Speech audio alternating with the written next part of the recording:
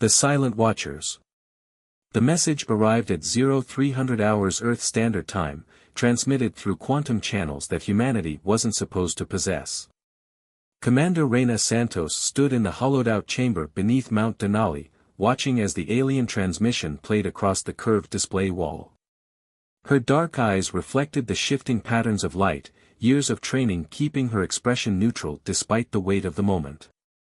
"They're coming," Lieutenant Raj Patel whispered, breaking protocol but voicing what everyone in the command center thought. The Nexus hive mind had finally reached the edges of human space, just as their deep space monitoring stations had predicted 3 years ago. Reina touched the silver medallion at her throat, a habit she developed during her 15 years with the Silent Watch program. "Show me the numbers," she ordered, her voice steady despite the tension building in her chest. The holographic display shifted, revealing a massive fleet of biological ships, each one larger than Earth's largest cities. They moved with an organic grace that belied their true nature, consuming everything in their path to fuel their endless expansion. 67 worlds already lost, Director Hammond reported from his station, his weathered face illuminated by the soft blue glow of his console. The Archean Alliance is falling back on all fronts. Their weapons barely scratched the Nexus ships. Reina allowed herself a small smile. "And they have no idea we've been watching all along." She turned to face the assembled command staff, each one representing decades of secret preparation. "Signal the Artemis array. Begin warming up the quantum cores." The chamber erupted in controlled activity.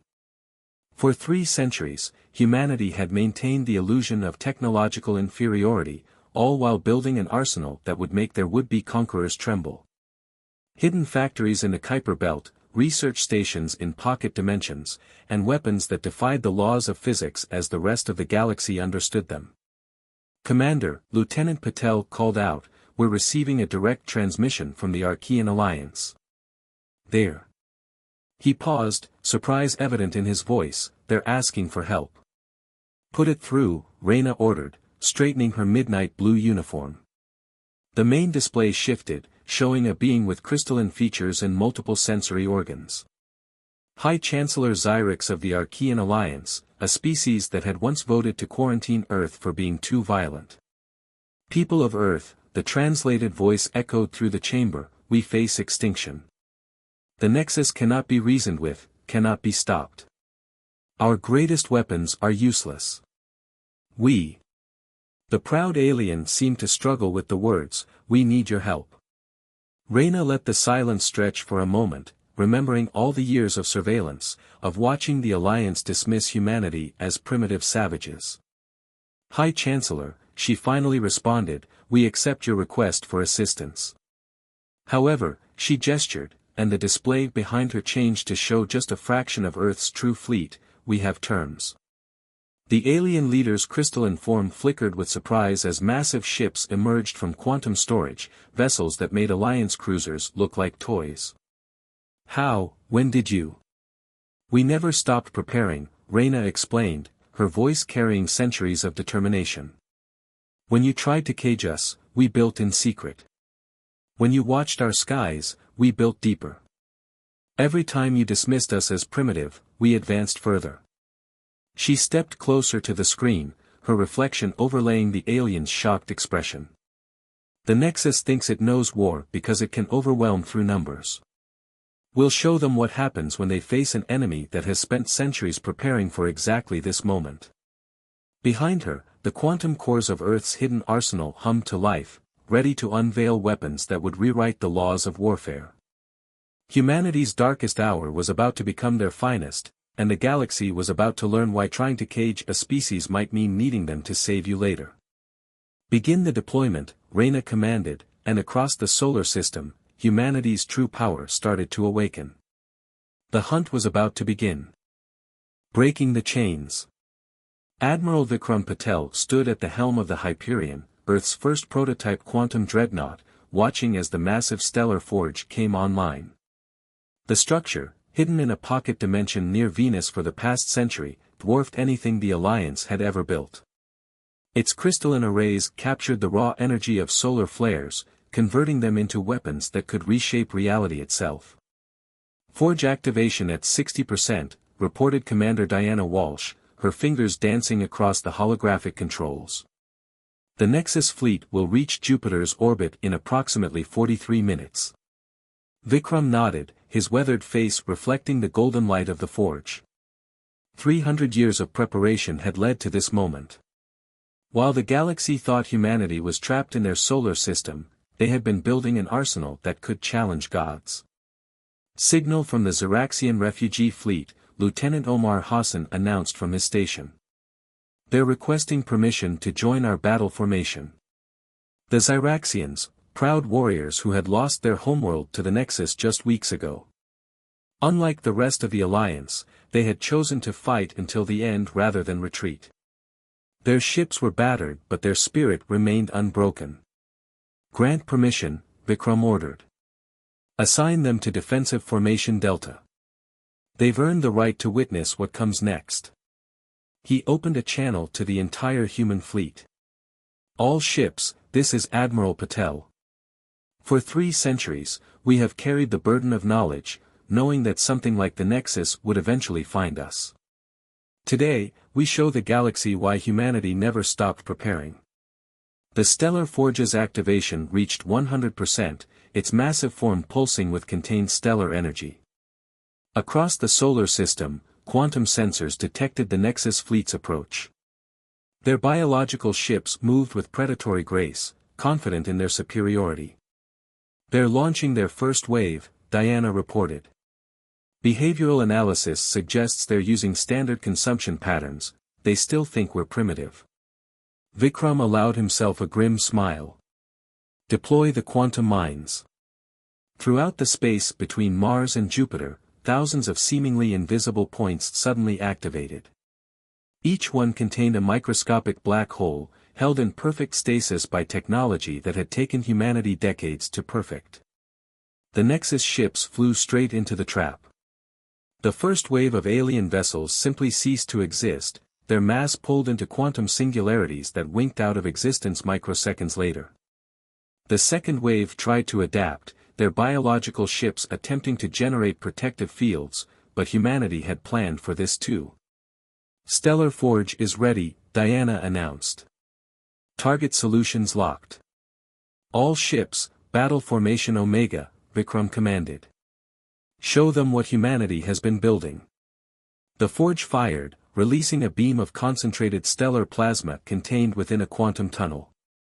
The weapon struck the heart of the Nexus fleet, and space itself seemed to scream.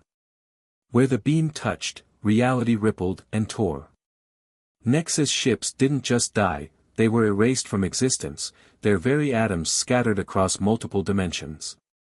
Ziraxian Command is requesting explanation of our weapons, Omar reported, his voice tinged with awe. They've never seen anything like this. No one has, Vikram replied.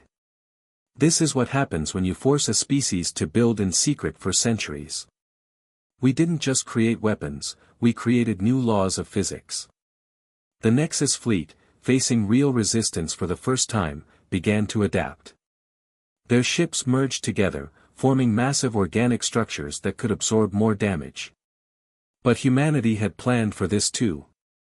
Deploy the Phoenix squadrons, Vikram ordered. From quantum hangars hidden throughout the solar system, swarms of AI-controlled fighters emerged. Each one was piloted by quantum computers that could process combat decisions in picoseconds. They moved in patterns that organic minds couldn't follow, their weapons designed specifically to counter the Nexus's adaptive capabilities. The battle raged for hours, but its outcome had been decided centuries ago, in underground labs and secret facilities across Earth's solar system. The Nexus fleet, for the first time in its existence, was forced to retreat. Sir, Diana called out, we're detecting quantum signatures consistent with Nexus reinforcements. Much larger force than the first wave. Vikram nodded, unsurprised. Send word to Commander Santos. Begin Phase 2. He turned to face his crew, seeing the same determination in their eyes that had driven humanity for 3 centuries. The Nexus thought it was invincible because it had never faced an enemy that truly prepared for it. Today, that changes. As the Hyperion moved into position for the next battle, Vikram thought about all the generations that had worked in secret, building an arsenal that could defend not just humanity, but the entire galaxy. The chains of quarantine had become the foundations of salvation, and the galaxy was about to learn why humanity's isolation had been the greatest mistake their would-be jailers had ever made. The Hidden Arsenal. Dr. Naomi Winters stood in the heart of Project Prometheus, a facility buried 2 miles beneath the Martian surface. Around her, quantum displays showed the ongoing battles across the solar system. The Nexus had committed nearly a third of its total forces to breaking humanity's defenses, exactly as she had predicted. Neural upload complete, announced Dr. Rashid Kumar, her chief assistant. The combat data from the Stellar Forge engagement has been integrated into the Prometheus matrix. Naomi watched as the quantum AI processed centuries of theoretical work in seconds. Project Prometheus wasn't just another weapon, it was humanity's ultimate contingency plan. While the Stellar Forge could destroy ships, Prometheus could rewrite the laws of warfare itself. Begin the initialization sequence, she ordered, her voice steady despite the weight of the moment. Alert Admiral Patel and Commander Santos that we're ready for Phase 3. The facility hummed with power as systems that had been in development since before the quarantine began to activate. Humanity hadn't just built better weapons during their isolation, they had created new branches of science that the rest of the galaxy couldn't even comprehend. Incoming transmission from Proxima Command, Rashid reported. The Nexus is launching a major offensive against the colony. They've adapted to the quantum mines. Naomi smiled. They're learning exactly what we want them to learn.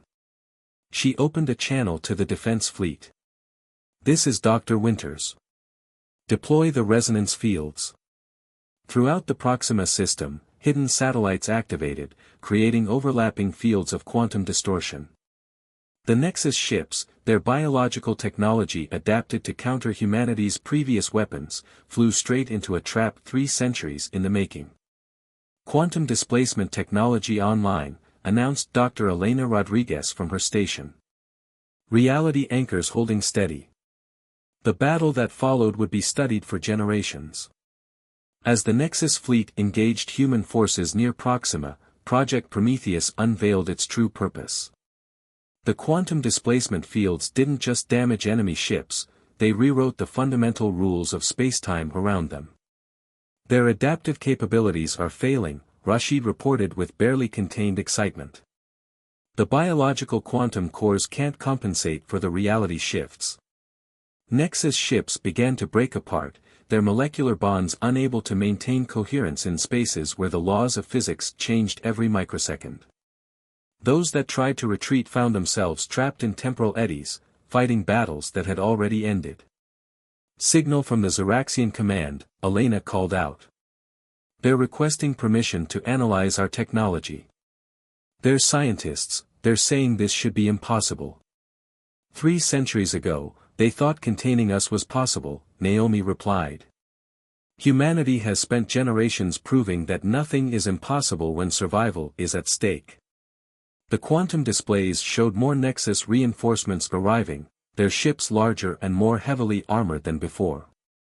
But Project Prometheus had anticipated this too. Each Nexus adaptation, each new defense they developed, only fed more data into the quantum AI.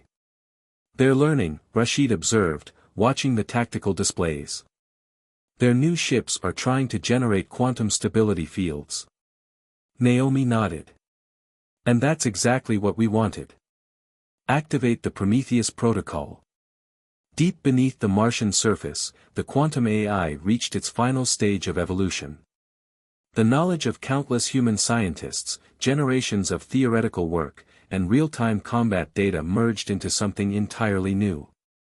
Project Prometheus wasn't just a weapon, it was humanity's gift to the laws of physics themselves. Reality inversion fields deploying, Elena announced. Targeting Nexus command structures. The space around Proxima lit up with energies that defied conventional understanding. Nexus ships didn't just die, they ceased to have ever existed in the first place. Their adaptive biological technology, trying to counter weapons that rewrote reality itself, began to break down at the quantum level. Message from Admiral Patel, Rashid reported. The Nexus fleet is in full retreat. They've lost over 60% of their committed forces. Naomi touched the screen showing the battle's aftermath. Send word to Commander Santos. Tell her Project Prometheus is ready for full deployment. She turned to face her team, seeing the same mix of pride and determination that had driven humanity for centuries. The galaxy thought they could contain us. Instead, they gave us time to transcend their understanding of what's possible. As the quantum AI continued to evolve, processing combat data and generating new theories of physics, Naomi knew that this was just the beginning. The Nexus had thought it was invincible because it could adapt to any weapon. Now it faced an enemy that could adapt reality itself, and the true power of humanity's hidden arsenal was only starting to be revealed. Echoes of victory.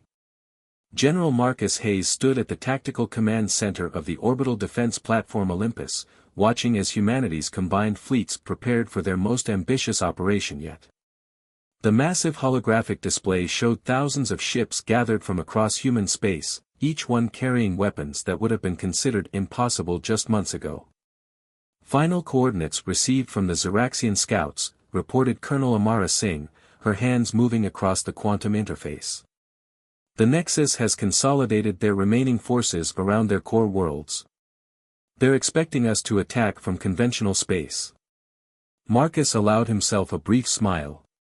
Even after all they'd seen, the Nexus still couldn't grasp the full extent of humanity's capabilities. Begin Phase 4, he ordered. Signal all fleet commanders to initiate the Phoenix Protocol. Across the gathered armada, ships began to shift in ways that defied traditional physics. Project Prometheus had given humanity control over reality itself, and they had used that knowledge to transform their fleet into something unprecedented. Quantum signature cascade initiating, announced Technical Director Feng Wei from his station. All ships reporting successful metamorphosis. The Phoenix Protocol was humanity's masterpiece, ships that could die and be reborn in the same instant, each resurrection bringing new adaptations. It was warfare evolved beyond mere combat, beyond even the laws of cause and effect. The Archean Alliance observers are requesting permission to witness the attack, Amara reported. They're scientists, they're still trying to understand how we developed these technologies in secret. Grant them observer status, Marcus replied. It's time the galaxy understood exactly what humanity achieved during our isolation. He opened a channel to the entire fleet. All commands, this is General Hayes. For 3 centuries, we prepared for this moment. The Nexus thought they could adapt to any weapon, evolve past any strategy. Today, we show them that humanity's greatest weapon was never our technology, it was our determination to survive.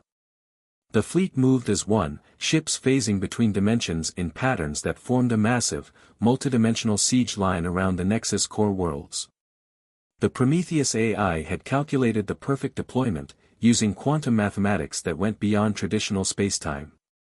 Nexus defense platforms detecting our presence, Foam reported. They're launching their evolved countermeasures. Marcus nodded. Deploy the reality anchors. Begin the siege. What followed was unlike any battle in galactic history. Human ships died by the hundreds, only to resurrect instantly with new defenses. The Phoenix Protocol turned defeat into tactical advantage, each destruction feeding more data into the ever-evolving quantum network. Their biological ships are attempting to merge into a single defensive organism, Amara announced. Size estimates exceeding anything we've encountered. As predicted, Marcus replied. Signal the Stellar Forge teams. Prepare for synchronized strike. Multiple stellar forges, built in secret across human space, powered up simultaneously. Their combined energy output rivaled that of a small star, all of it channeled through reality-warping fields created by Project Prometheus. Sir, Foam called out, we're detecting unusual quantum fluctuations from the Nexus core.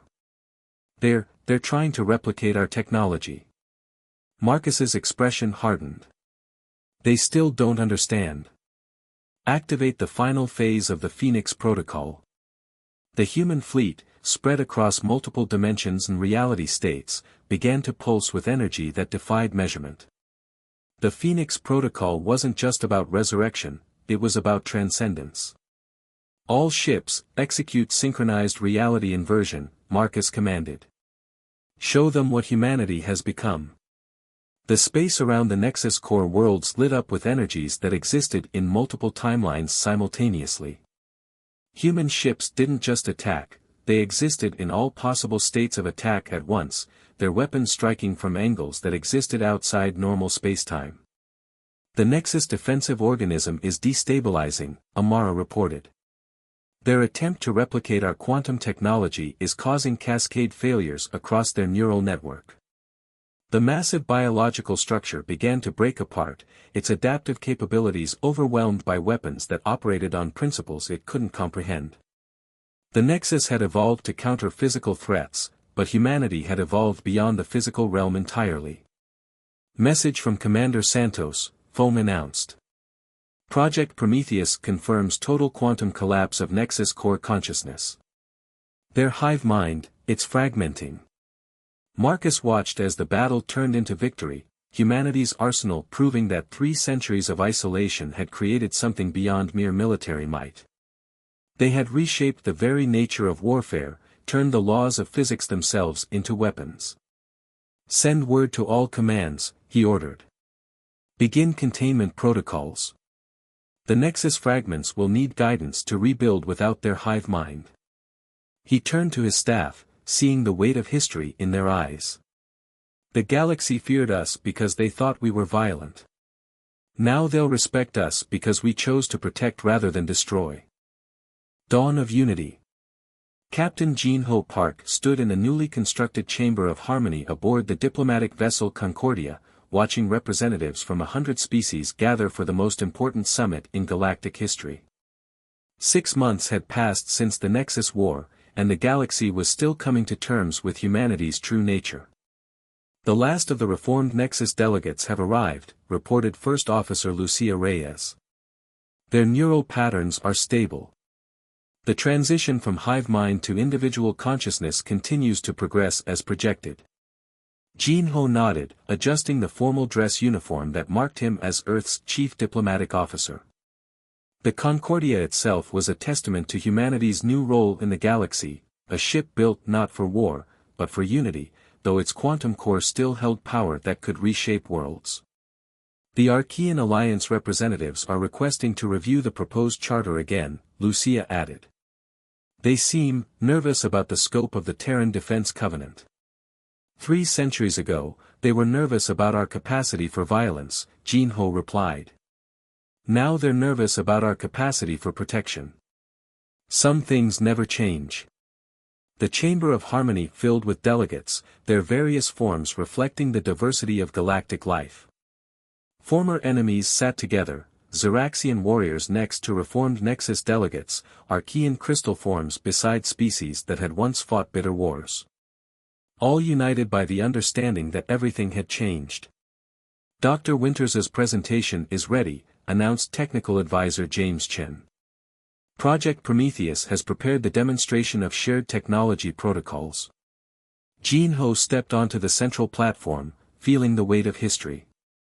Distinguished representatives of the galaxy, he began, his voice carried by quantum translators that conveyed not just words but underlying meanings. 3 centuries ago, humanity was judged too dangerous to join galactic society. Today, we gather not to remind you of that mistake, but to ensure it never happens again.